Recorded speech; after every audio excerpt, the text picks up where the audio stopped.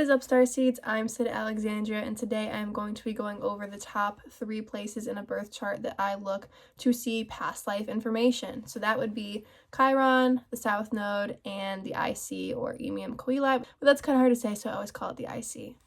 Now, Chiron is an asteroid which represents the wounded healer, people call it, okay? It's things that you are really good at, that you know well, but that have hurt you in the past. So that could be past in this life or past lives.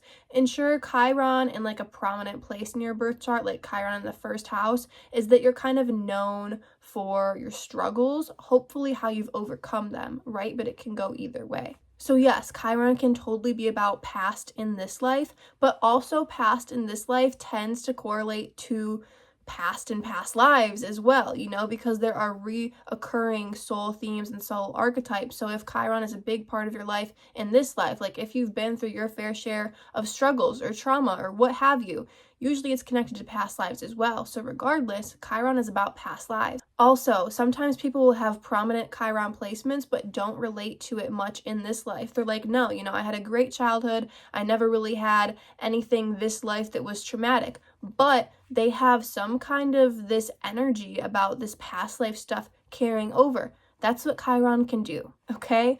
Chiron is the wounded healer. Yeah, it makes you pretty wise. If someone has had a great childhood, never went through really any tough times, then that Chiron is this wisdom from past lives carrying over. Things they have been good at in past lives carrying over to this life, things that they were good at but that also hurt them. Maybe that could be leading their people, you know, they were some tribe leader or something, but something happened to the tribe and they carry over just this kind of archetype of feeling like they could have done better for their people even though there was nothing they could do. There are so many examples that you could use, but something that somebody was good at but that hurt them, usually from past lives. Now, the South Node is a sensitive point in the moon's orbit, okay? So it's not a planet or an asteroid, it has to do with the moon's orbit. North Node is your destiny in this life. It's things you haven't gotten quite into yet, so that you're meant to get into more in this life.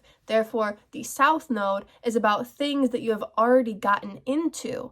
When could you have already gotten into these things before you were born? Because your astrology is a map of your life and it's you at the moment of birth, I believe. Therefore, the South Node deals with past lives, things that you already know well, things that you've already gotten into in the past, okay? It's energy that is comfortable for you in this life as well, yes, for sure. But why is it comfortable for you in this life? As someone who looks at past lives in astrology, it's because you've already experienced them before. So yeah, South Node is things you're comfortable with, you still enjoy doing in this life, major energy about you in this life, but it's because you experienced that in past lives, I believe. And yeah, this life you are meant to embrace more of that North Node energy. It's the things you haven't got into, therefore you're supposed to do it more. But the South Node is a telltale sign of the energy that you've come from before. Now, the IC. So this is determined based off of the time of your birth. We have the ascendant, the descendant, the MC, and then the IC. I've done a video on these 4 points. I'll leave it linked in the description of this video, as well as my astrology playlist if you want to learn more. But this video is about, you know, the top 3 things I look at for past lives in astrology. So the IC is one of those. Similar to the North Node and the South Node, the midheaven is like your destined career in this life. It's like your destiny, what you're really meant to express yourself as, okay? Very similar to North Node energy. Therefore, the IC is quite a bit like the South Node.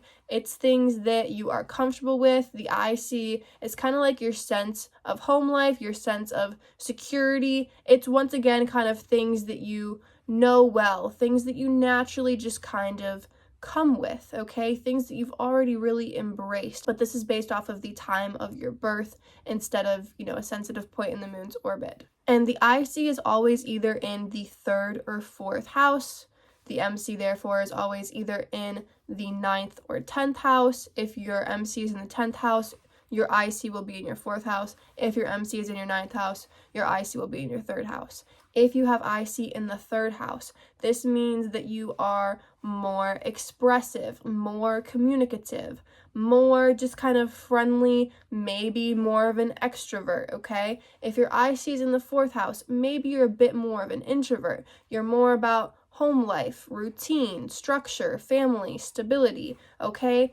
IC in the 3rd house tends to be a bit more wild, a bit more philosophical. IC in the 4th house tends to be a bit more realistic, a bit more guarded, okay? But there are so many other things in your birth chart that can affect this more. I hope you guys enjoyed this video. If you are curious as to who you have been in a past life, reoccurring soul themes or archetypes, you can email me for a reading if you'd like, sydalexandriaegypt@gmail.com. I like to go over some basic astrology, and then I get into what my intuition's picking up on, you know, and then I look at fixed star galactic astrology, okay, aspects to certain stars that don't move a significant amount in our lifetime, and what planets you have aspecting those stars, because a lot of those stars, I believe, have life around them. So I talk a lot about extraterrestrial past lives, but my intuition can also pick up on past lives on Earth. So we get into all of that, but we kind of wrap it into